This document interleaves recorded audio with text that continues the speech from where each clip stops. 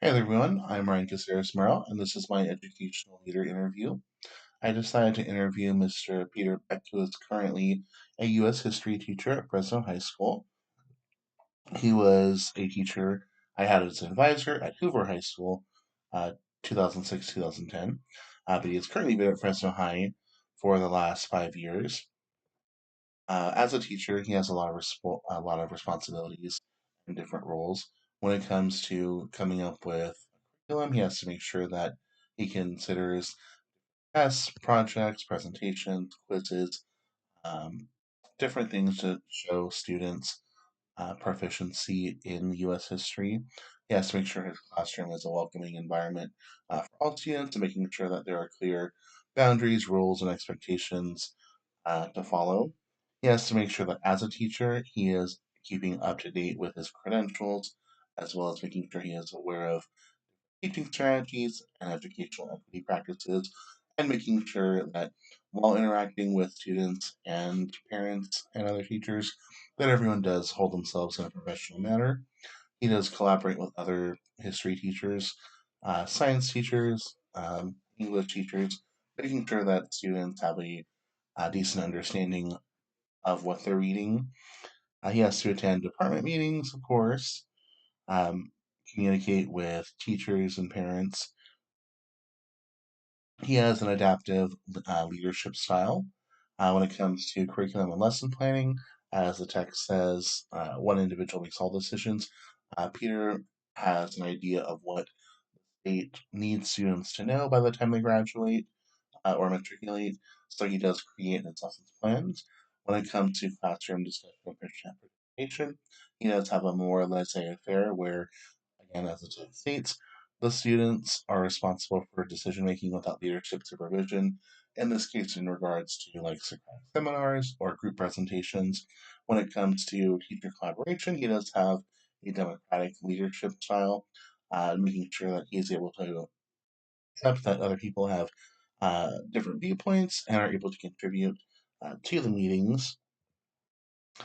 He doesn't have any specific one form when it comes to collecting data and decision making, but there are personal learning committees, which are essentially a group of teachers get together to go over what one teacher's students got wrong and how another teacher's got the same information right, looking at whether it was a simple of the question, whether there are different infographics provided, just to see how they can amend their material and use that in the next lesson, and then use that same blueprint for future lessons.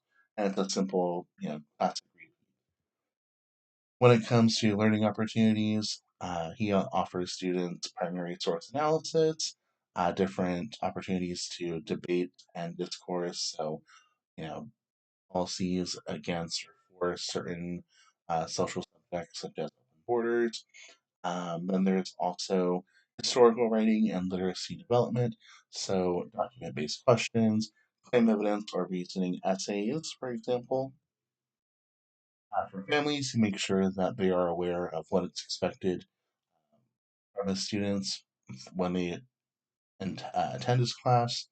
Again, a personal, professional learning communities are an example of learning opportunities for colleagues, and then of course for the school community, providing history experiences such as museum visits, guest speakers, and archives.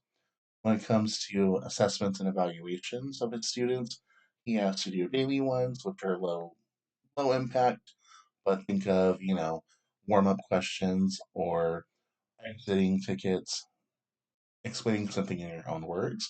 There are weekly assessments, such as vocabulary checks and document analysis, weekly quizzes or biweekly quizzes, monthly assignments, such as group presentations or simulations, and then, of course, end of unit tests or your final exams. When it comes to optimism and positive thinking, Peter's approach is definitely always assume the best that everyone wants. Pass, everyone wants the students to learn, if students don't understand material, it's not that they can't, it's just they haven't yet. Sometimes it's about showing the students proof that they are learning by pointing out what they did right and then just showing them which direction they kind of need to lean more towards.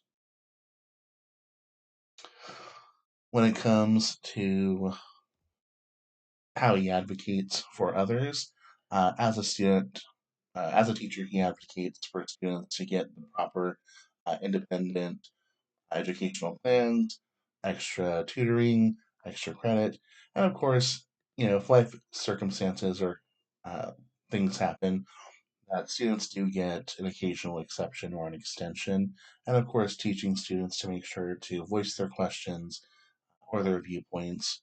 Um, and as our other text states, key leadership qualities include motivation, creativity, and mentoring. Um, Best teachers, as from what Peter has, um, they show students their strengths, how to approach their weaknesses, and how best to utilize the resources that are available to them.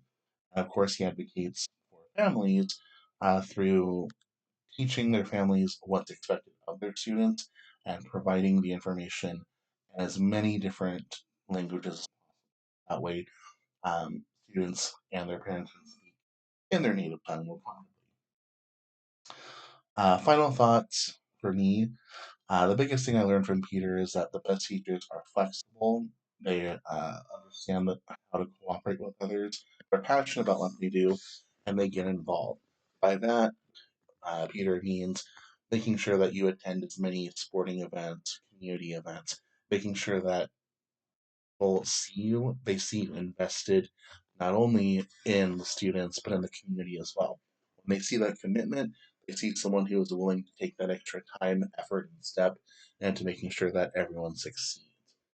And that, to me, was inspiring and has definitely solidified my career trajectory from getting my credentials to teach history. 5 years after that, ideally, my English credentials. And then from there, possibly either a theater or leadership as well. Definitely both subjects I'm passionate about. And maybe at some point, depending on the workload and how established we are, potentially a department chair. Yes, that was my presentation, and